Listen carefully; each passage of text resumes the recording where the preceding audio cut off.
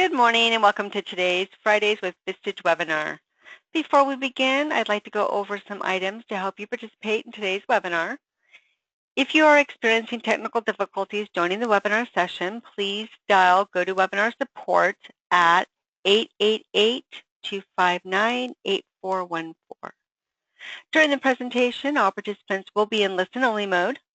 To submit a written question at any time during the event, type your questions in the Q&A pane of the control panel at the bottom of your monitor.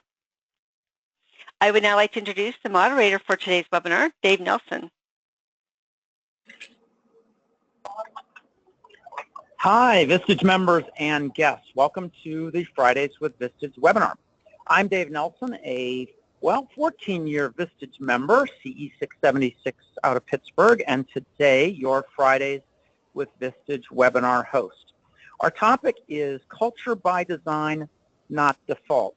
Culture is one of the most important words in corporate boardrooms right now, and it's more than the latest buzzword. It's becoming a must-have rather than nice to have for today's companies. Our expert guest presenter is Kathleen Quinn Votaw. And so, Kathleen, since you've been here before, I'll say welcome back.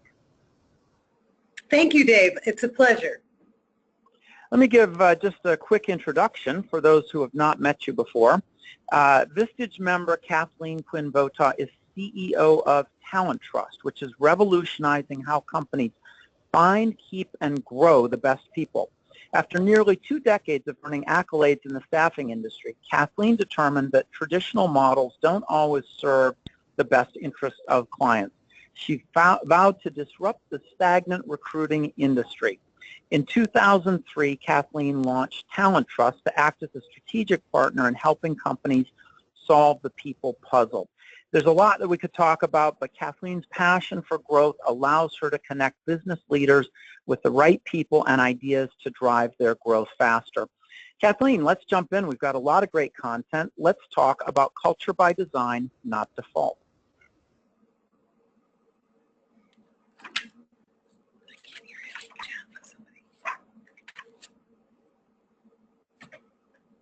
Kathleen, let's take it away. And one thing I'll say while we're waiting to get rolling, folks, if you have questions as we go, please type them in the GoToWebinar Q&A panel, and we'll handle as many as we can at the end. Also, get ready. We've got 6 survey questions that we're going to be asking.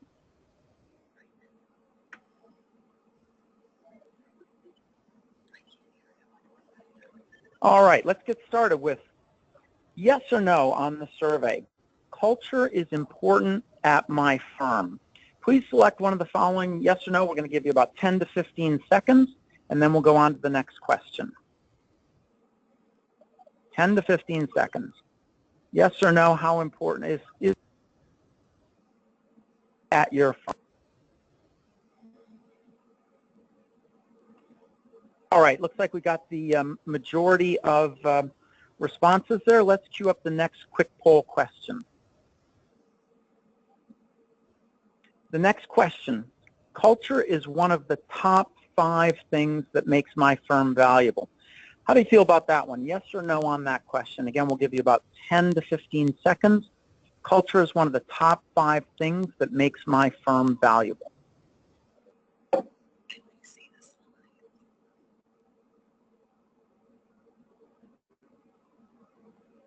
All right, again, a good set of responses there. Let's go on to the next, the third of our 6 questions.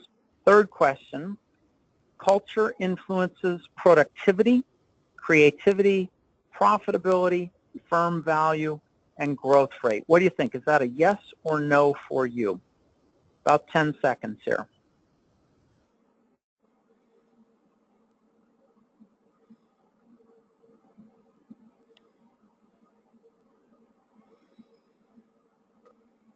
All right, looks like we've got the majority of responses. Let's go on to the next poll question, number 4.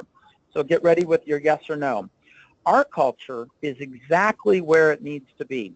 That's a tough question. Our culture is exactly where it needs to be, yes or no?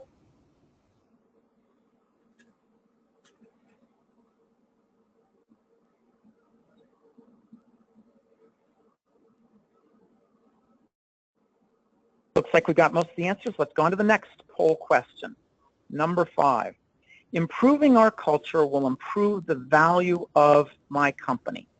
Improving our culture will improve the value of my company. What do you think, yes or no? About 10 seconds.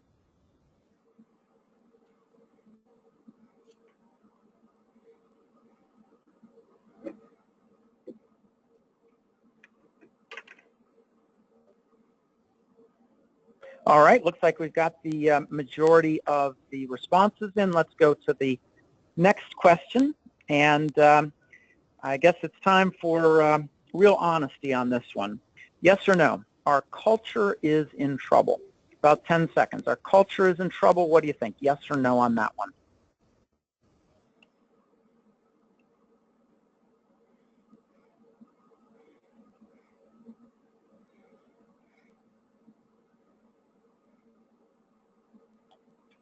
All right, let's wrap it up right there. So that's our quick poll. Kathleen, let's jump into the presentation. Thanks, Dave. It's a pleasure to be here today. Good morning, Vistage community, and happy Friday. You're getting closer to the end of the week.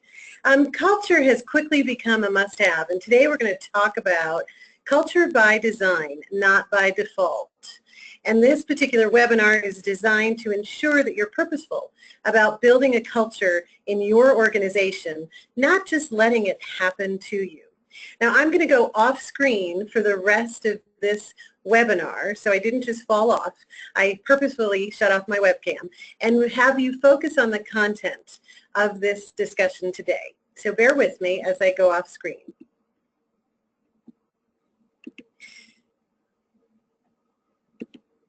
So culture is comprised of several different things, and every company has its own unique culture.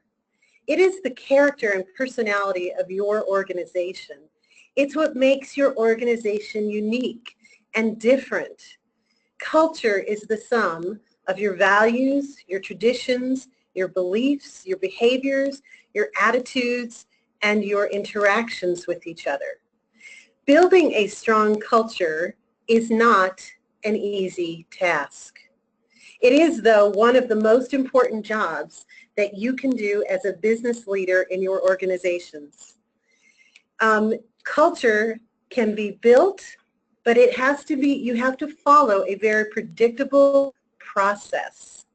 And you must also be very clear on what your non-negotiables are as a business leader. Let's face it, it's your company and you have values and standards. Make sure you write down what your non-negotiables are as a business leader and how those are very important for your company to understand and follow. Culture is like air. It's really everywhere, and we're talking about it every day, but it's invisible. People don't know what to do about it. This from a Columbia Business School professor. We discovered that culture is like air, but if you focus on your corporate culture, it can really drive progress for you. He continued with this research and talks about providing a systematic evidence that companies with an effective corporate culture are less likely to be associated with unethical behavior, short-termism, if that's a phrase, or using real earnings. Management can ensure that they drop to the bottom line. In his 2015 survey, this professor surveyed 2,000 CEOs and CFOs, and there's a startling disconnect between the value culture adds and how companies underinvest in culture. And they underinvest because they don't know what to do. The study found that corporate culture can really drive profitability, acquisition decisions, and really affect employees' behavior. The national survey went on to find some key things that more than 90% of executives said that culture is important. In our survey today, 93% of you said that culture was absolutely key. However, They don't know what to do about it. In today's webinar, we're going to give you step one, where to start with culture to understand where you are today so you can impact it for tomorrow and build culture by design, not by default. Number two stat that they got from the national survey, 78% said culture is among the top 5 things that make their company valuable. Today, 83% of you said that culture is one of the top 5 things that made your firm valuable, which is really cool because in our Vistage community, I believe we are all like-minded and constant learners. And so really addressing this issue, Vistage-owned companies can be leaders in the culture revolution. Number 3, culture, 50% said culture influences productivity, creativity, profitability, etc., and growth rates. You shared with us today 100%. So we're a little bit more aggressive here at Vistage. And 15% said that culture is, only 15% said that culture is where it's supposed to be, but we're all saying it's important. And you today shared that only 7% of you is where culture needs to be in your organization. So I'm delighted that you're here today to talk about this topic. 92% said that they believe improving their firm's corporate culture would improve the value of the company. And 36%, 97% of you, forgive me, shared that sentiment. And lastly, 36% of you today said that your company culture is in trouble. There's good news. You don't have to be in trouble anymore. We're going to give you step one to help building an intentional culture so you can move closer to our culture is thriving. So now that I've covered why we need to talk about this, let's talk a little bit more about how you can do this. And I want you to look in this video for the woman in pink.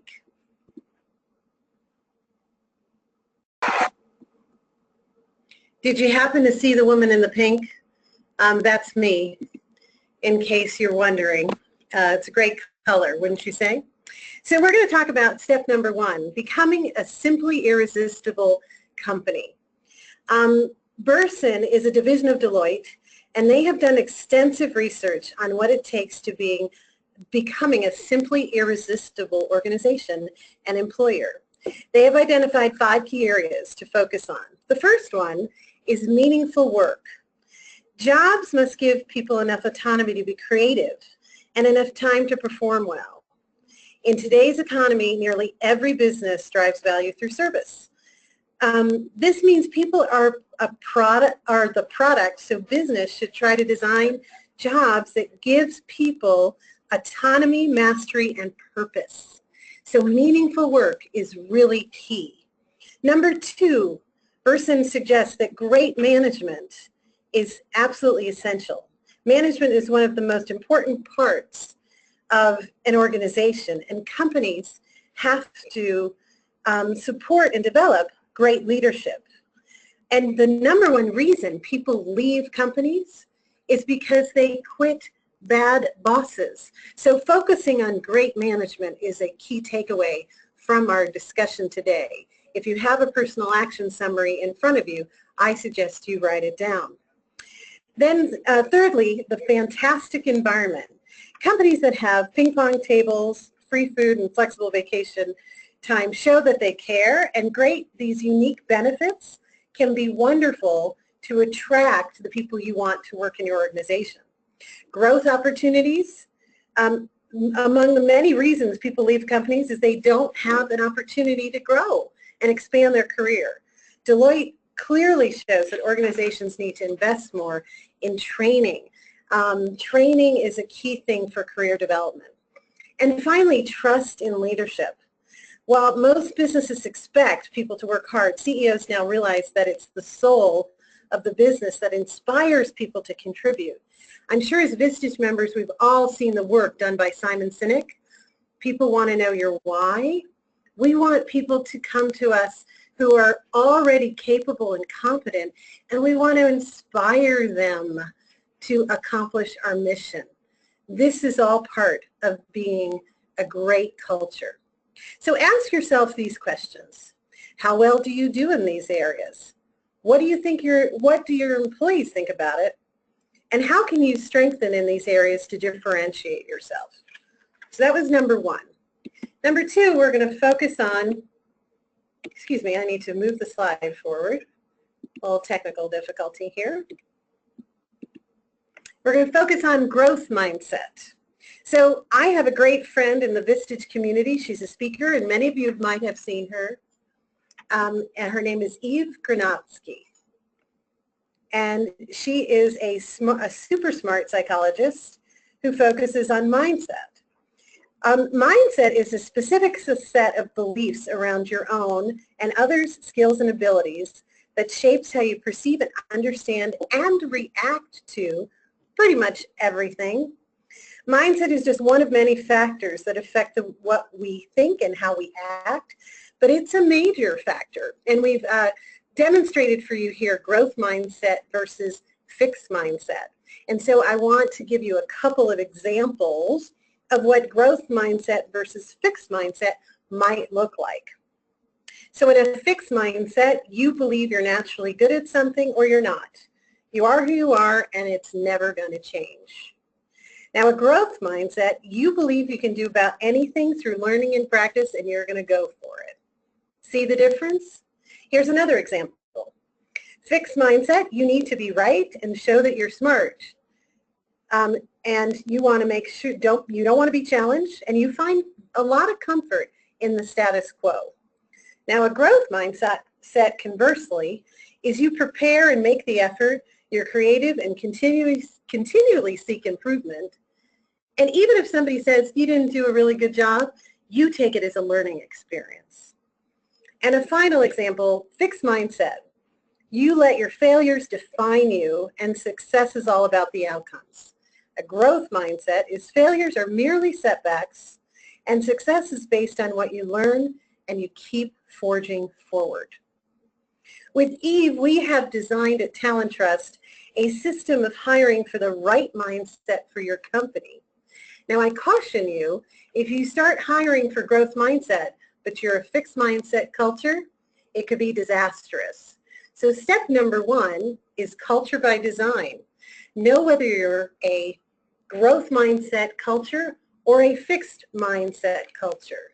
Neither one is right or wrong. Just knowing where you are is the power of this growth mindset piece. Moving on to the next slide, we're going to talk about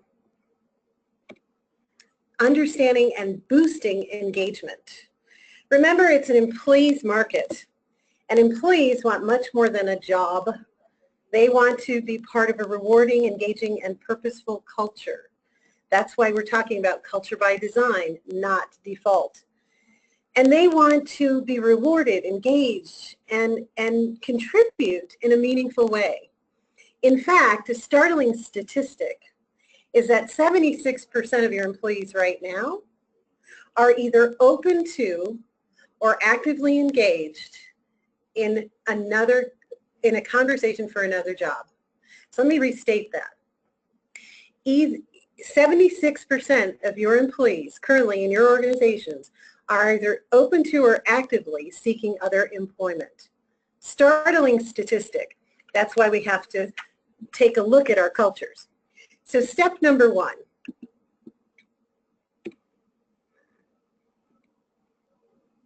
I'm advancing the slide. Hold on one moment.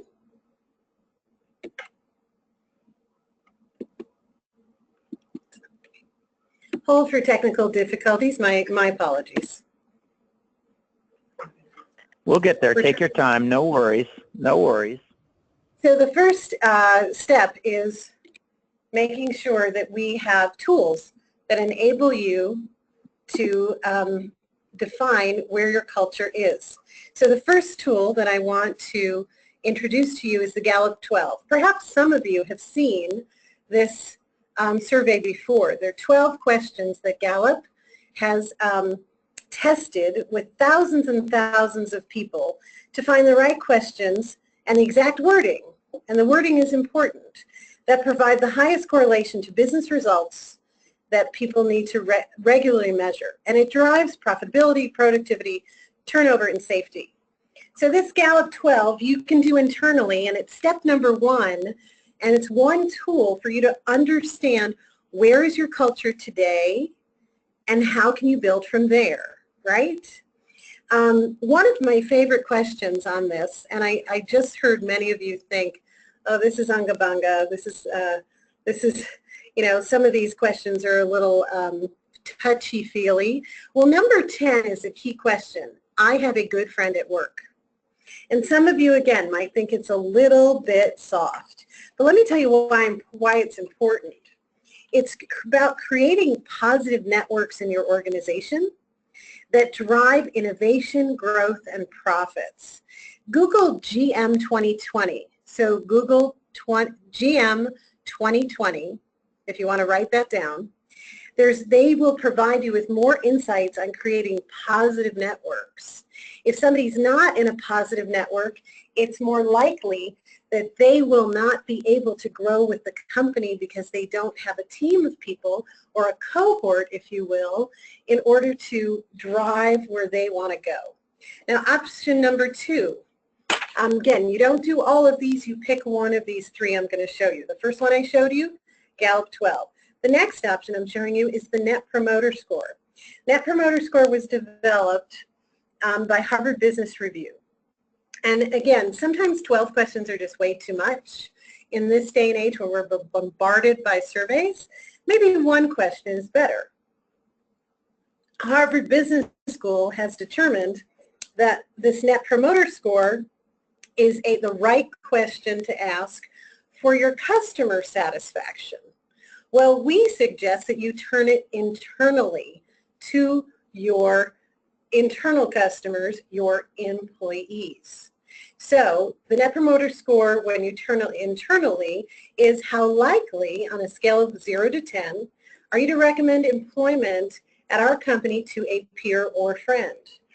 So that's how we reconstruct the Net Promoter question to be effective as an internal tool.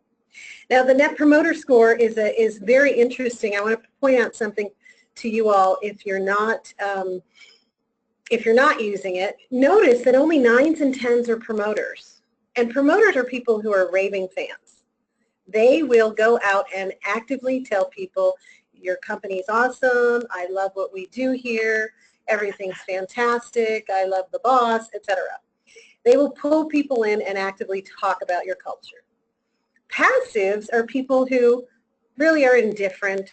They don't care either way.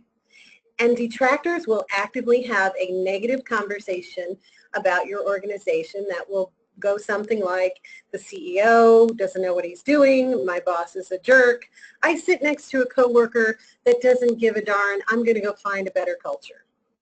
So these are very powerful. And let me give you an example of one of our clients that we did this with recently. It's a 54-person healthcare software company. And out of their company, they had mostly promoters and passives, but they had 2 detractors. So we put it on a scatter graph for our client, and he decided to take it to a company-wide meeting. So what do you think happened in this particular regard? In their team meeting, everyone who was a promoter was very worried about who the detractors were. So the promoters wanted to support everyone in the company and help them understand why the company was such a good place to be. The CEO invited the detractors into his office to have a conversation about why they were detractors. Now, he did not know who these people were. It was completely confidential. So he was talking to 54 of his employees, and he said, if you're a detractor, I invite you to come talk to me. So it really is a powerful piece of information to know where you are in your organization so you can begin to build a culture by design, not by default. So moving on, we're going to focus on the fourth step, talking about the generations and how many people in their head just went, oh my God, those millennials, help me please. Well, millennials are people too, I have to address to you. And now there are 6 generations, and I reiterate that, 6 generations together in the workforce. And wouldn't it be great if we all wore name tags identifying what our generational identity was? That way we could just get on with it and have those conversations. Maybe that's something, a key takeaway for your company. You could have at your next company meeting, you could do name tags and have a little fun with the generational piece and identify what generation your people are associated with. In 2015, millennials became the largest workforce in the United States. And by 2020, they will account for 50% of the global workforce. They have unique skills, they have fresh ideas, they're innovative, they're very tech savvy. They want a constant stream of feedback, and they're very much in a hurry for success. Sounds like another group of generation that I know and love very well. And they view work as a key part of life, not a separate. They work to live, and they want it to be a key part of their life. Millennials place a strong emphasis on work being personally fulfilling. Remember I talked about on the simply irresistible, meaningful work? This all ties together. So more about millennials. They drive greater emphasis on the employee experience and force employers to focus on culture and values. So some of the key takeaways from our survey is that 97% of you said improving our culture will improve the value of my company. Well, we also suggest that it'll improve your ability to recruit the right people into your organization, because culture people sets the table for recruitment. If you allow me, we all agree, I think, that marketing sets the table for sales. Well, all this talk and work around culture sets the table for you bringing in the right people at the right time in your organization. And these audiences, this millennial generational audience, whatever audience you're trying to talk to, has specific things you have to focus on. They, in addition, they want more time for their personal lives, and they want to have some flexibility. Telecommuting and job sharing and paid time off, it's all very sexy to millennials. And as the population grows, performance reviews are really becoming a thing of the past. If you don't have a system or process in place like Tiny Pulse that can constantly keep the pulse on your culture and do just-in-time reviews, there's also Sprig HR out there that you can continuously review people on a weekly, monthly, just-in-time, real-time situation, then that's a whole nother webinar opportunity, right? A fun fact for you, millennials really want access to you, the owner. They really look at you like a hero. What you've achieved, how you've achieved it, all the risk you've taken to create a company. Don't forget that your people want access to you. And if you are not taking time once a quarter at least to invite some of your key performers to a lunch or to a coffee with the CEO, or even if you travel a lot, a video chat for 20 minutes in the morning, you're losing an opportunity to integrate all the cultures, all the generations that work for you, and all the innovation. Don't forget, you took a lot of risk to get to where you are, and they want to know how you did that. They really want to make sure that they get that secret recipe from you. And I hate to tell you, there's another generation coming. Are you ready? This generation is called Generation Z, as in zebra. And they are beginning to reach their early 20s. So nearly 26% of the population is Gen Zs now. So if you're still worried about millennials, you're going to have to really start focusing on Gen Zs, because they're more digital and more global than millennials could ever be. So the corporate world has difficulty accepting the generations and the millennials, but consider how you can accommodate all the generations, because we want to make sure that we create a culture that embraces all people. And in the workforce right now, there are people from the age of 16 well into their 70s. How are you going to bring people together versus siloing them into generations? Your business success will really depend on how you can create this for the generations. And my earlier suggestion in identifying the generations and openly talking about it versus behind closed doors and what the hell to do about those millennials will really help your organization. It's a key takeaway from today. One last thought on millennials. This is what they want from you. They really want these top 5 characteristics in a boss. They want you to help navigate their career. They want mentors and coaches. And then they want the company to have strong values. This group of people are a very values-based group, and they're very passionate about their values. Offer really great work-life balance and have a really clear career path. While it might be helpful, it's not just about the millennials. It's all about getting the spotlight because they're the fastest growing workplace cohort. Treat everyone as individuals and engage with all the generations in the workforce. So how do you promote your culture?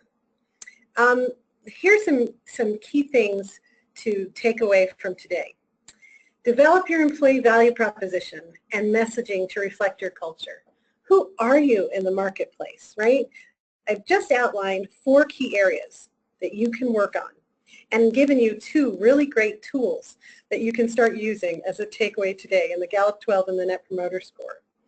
But how are you going to start leveraging your organization's culture and building it, right? And differentiating yourself. So messaging, help introduce marketing to your HR department, because your marketing department can help your HR department create some really cool messaging that will help you bring in the right people to your organization. Because today you might learn that your culture has the wrong people. Are you prepared to upgrade those people to cultural matches? Then content, social media people, content and social media, the internet, blogs, Facebook, and I just heard an audible sigh from half of you on the call today. When I talk about social media, Facebook, Instagram, Snapchat, Twitter, etc., in my workshops, it is all, physically I can see everyone in the room, you know, just not wanting to talk about the topic. But 70% of the U.S. population is on Facebook. 70%. And it is becoming a tool where we have to create engagement, create content, build a presence. If you're not playing in the social media realm, you're going to be left behind, because most people who are 18 to 34 barely read their email. So I suggest to you introduce marketing to HR and have some fun with it. Bring the key stakeholders together and figure out how you're going to tackle this, and leave your personal biases aside about social media, because your companies will be left behind if you don't embrace it. Also, develop an employee referral program. Make sure it fits your culture, and please, please make sure it's fair. I've heard from many companies as I travel across the country that they pay $1,000 for engineers, but $250 for people who are administrative people or hourly workers. What do you think that says to the people who are paid less for a referral? Think about that for a minute. So if you're going to have a referral program, don't have it work against you. Make sure it values the entire culture and that everybody contributes to the organization. And then extend your culture into your job descriptions. If one takeaway to write down, look at your job descriptions, and if they bore you to death, guess what? They bore everybody else to death. So again, introduce marketing to human resources and have some fun with it. I mean, everything we hear in the news right now and in the world is just, it's awful. I don't care who you are, it's sad. But have some fun, because fun is usually a core value of most companies. However you define fun, show the world who you are. Make sure they can find you, and make sure they understand by your written word, your social media presence, all your content, who they are and how they're going to experience you. And then seek awards and third-party endorsements. My company has been honored to be an Inc. 5000 winner 2 years in a row. We've been on Colorado Biz top 100 women-owned businesses and the Denver Business Journal. And it's really fun because people who come to us, customers and candidates alike, are very interested in how we achieve those things. So sometimes people don't want to promote who they are, but it's a wonderful branding exercise. And culture by design is part of building a brand. We all do a great job building brand for our customers. We do a shitty job building brand for our candidates. And our candidates become our employees, and our employees are our internal customers. So let me give you another example of where we made an impact on promoting culture for one of our customers. They're in a new thriving industry, and they were losing money because they couldn't fill 83 positions. Now this is a company who had an HR department inside their organization. They were not embracing new technologies or social media or any kind of marketing in their intake process. Within 3 weeks, we helped them identify 321 possible candidates, and they made 60 job offers against these 83 open positions that was costing them about $100,000 in revenue a day in their retail operation. So the CEO was quite thrilled that we cracked the code. And these are not VP positions or director positions. These are $10 to $15 an hour people. And we got the job done because we focused on new and innovative ways to get people on board, but we promoted their culture. So we could fill the top of the funnel with people who said, hey, that company looks like it fits me. That's what culture by design can start doing for your organization, not by default. So the benefits to this, I think I've made a lot of these points in our conversation already. You're going to attract more qualified candidates who fit your culture. You're going to engage with passive candidates. You are going to improve acceptance rates, enhance employee engagement. And a moment on engagement, when you think about engagement, engagement starts when you first touch a candidate. So somebody who doesn't even work for you. So candidate engagement and in the interview process is also where you start touching them with your culture. Who are you? What are your beliefs? What are your values? What are your traditions? How do you reward people in this company? From day one, if you have a candidate that you think fits your culture, you have to work on engagement. And engagement doesn't have to cost a lot of money, people. Engagement can be as simple as a thank you note or a thank you email. It could be a gift card to Starbucks or Amazon. If you uncover in an interview with somebody that they like golf, it could be a $10 golf certificate to Golf Tech. There's so many creative ways to value and honor people and what they want and who they are, that you get really creative with engagement. The other thing, you'll get more referrals because people will start talking about you. You'll become an employer of choice, and you'll ultimately make everybody happy because you'll improve your bottom line. So with that said, I'm going to give you some key things before we jump into Q&A. I want you to take out your smartphones because I know you're probably on them already. Because it's a webinar, I can't see you. So take out your smartphones and text 44222. Let me repeat that. 44222. Next, type in people, puzzle, no space. It can be all caps or it can be all lowercase, doesn't matter.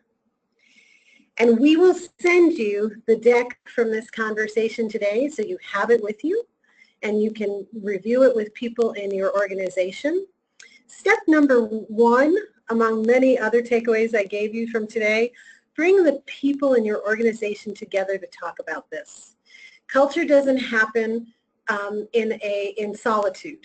Culture happens by design if you bring the right parties together.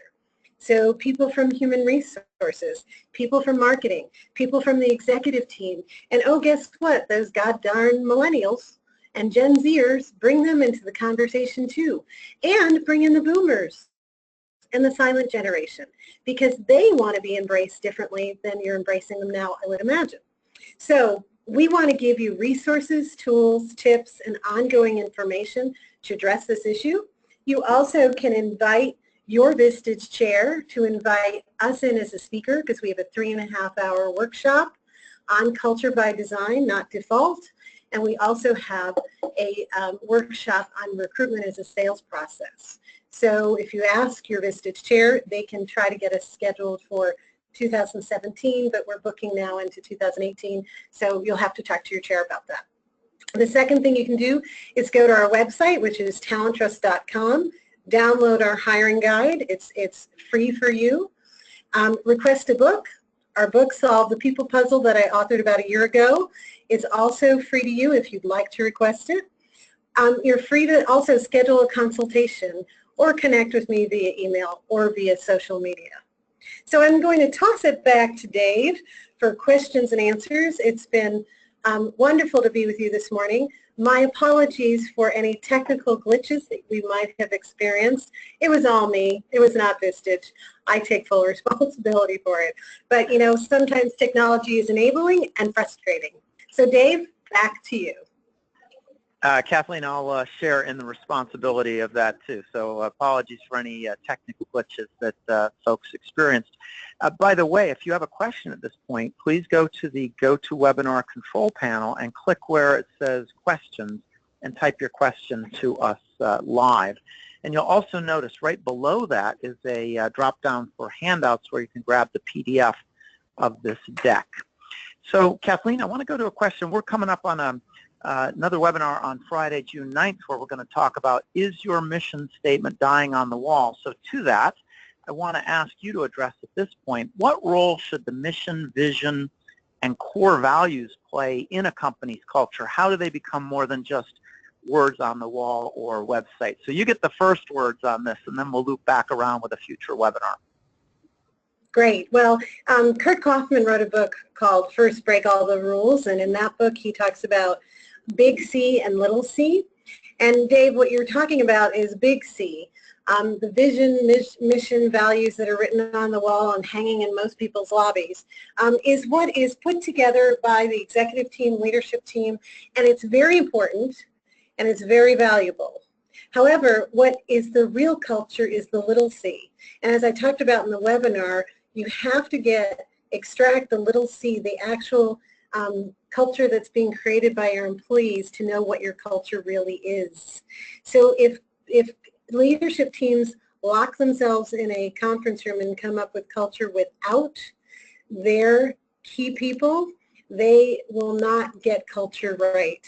So culture is really about listening to the whispers of your employees and making sure that you consistently hear them, what they're doing, what they need, how they're interacting together, and more importantly, with your customers. Excellent.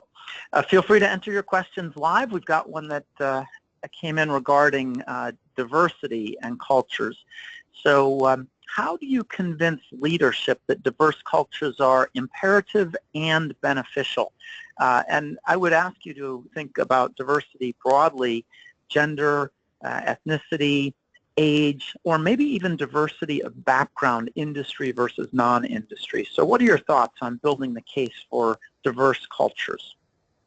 Well, diverse cultures are what are statistically some of the most successful cultures, because what happens is when you bring people from diverse cultures and walks of life together, they have different ways of filtering through problems. and they also bring unique innovation to your organization. So diversity can come in all different shapes and sizes. Statistically, we know that companies that have more women on their boards are more profitable than companies that don't, public companies. It is a stat out there by catalyst.org. And statistically, we also know that cultures that have diverse populations from international cultures also have more profitability and more growth, because they can bring teams together that will look at things from different angles and come up with more creative ideas and problem solving. Huge innovation in products and services when you bring in diverse cultures and diverse ideas. So it is extremely imperative. I agree with the person who crafted the question, because they obviously think it's imperative and beneficial. And test it out in a department. You know, do a pilot. If you're having a hard time convincing leadership, do it in one area of your organization. Sales is a great place to start. Marketing is another good place to start. Product innovation is another great place to start. So say, if you don't believe me, let me show you. Be brave enough to show them that diversity matters to the bottom line. By the way, I'm reminded of a McKinsey consulting study I saw dated January 2015. So just Google it. It's called Why Diversity Matters. And what they found in their study was that gender diverse companies are 15% more likely to outperform. Ethnically diverse companies, 35% more likely to outperform. So if your CEO is data-driven, maybe the McKinsey study can help. Let's go to the next question, Kathleen. You emphasized that the CEO or top exec should play a role in establishing the culture. How do you advise that we involve others across the organization? What kinds of activities or behaviors should we be exhibiting? Well, the CEO needs to lead the charge, if you will, playing a key role. But as I mentioned in one of the key takeaways, step number one is bringing a committee together, including the CEO, on how to address culture in your organization and make it culture by design, not by default. So the CEO, president, chief bottle, and cook, they should be part of it, but you also should bring in members of your HR team, your sales team, your marketing team, different departments and different generations, to make sure that it's a living, breathing entity within your company, and not just something you do because you attended a Vistage webinar. So don't be one of those people who goes back to your office and say, hey, I went to a great webinar and this is what we should do. If you recall my conversation earlier with you, that we need to make sure that culture is addressed on a weekly, monthly, quarterly basis. And so this is something, if you jump into creating culture by design, not by default, you can't just do it one day and think it's done. It's got to be ongoing and authentic for it to be effective. All right, let's go back and loop around on the growth mindset, which you mentioned. How exactly do we interview or screen or assess for this trait or move our organization in that direction? So behavioral-based interview questions are the key to this. And what we found with many of our clients is, unfortunately, they don't have the first clue on how to conduct an interview. Think about it. It's the one skill that we don't train on in most of our organizations. Yet we send our hiring managers out there day after day to conduct interviews. And the average amount of time people invest in interviews is a startling 5 to 10 minutes. So if people don't know how to interview and we send them into interviews, how do we, and what kind of results are we going to get? So behavioral-based interview questions can drive at somebody's mindset. And we have scientifically identified 15 unique behavioral-based interview questions that can identify whether someone has a fixed mindset or a growth mindset. So we've worked with social scientist Eve Granotsky to do that work. And for those who aren't familiar with behavioral interviewing, I myself am a big fan. The basics of a behavioral interview are not the theoretical, how would you deal with this situation if, but instead more, tell me about a time when you did. So Kathleen, it sounds like you've got some questions that fit into that process. Let's take one last question here if we can, and then we'll bring it to closure. What are the critical drivers of culture, or maybe even more broadly, cultural shift, because perhaps some people are trying to get from where they are to where they want to be? And what should, say, a startup focus on to ensure they get the culture they want, or for that matter, any organization focus on when they don't have the culture that they want? So great questions, Dave. Question number one, what are the critical drivers of culture? Critical drivers are really understanding what your values, your attitudes, your beliefs, your traditions, and your rituals are in your company. And starting with identifying what those are, including your non-negotiables. So that was in the beginning of the webinar. And then also understanding where you are today. If you're going to attack culture, use one of the tools I suggest to you, either the Gallup 12 or the Net Promoter Score, to see how people are feeling about your culture. Because you have to know where you are to affect it and drive culture by design versus default. Second question, what should emerging companies do to focus that they're they get the culture that they want? Start early. If culture is vital to you, then start this work day one. So everything I just defined, understanding your cultures, your attitudes, your beliefs, your traditions, write them down, capture them. Don't just hang them on the wall, live them. Here's a great example. We have some companies we work with that have team meetings once a month, and they actually they reward their team based on living their culture and living their values. So teammates call out one another for living core values like integrity or doing the right thing for a customer or showing passion or going beyond, and they're calling out each other.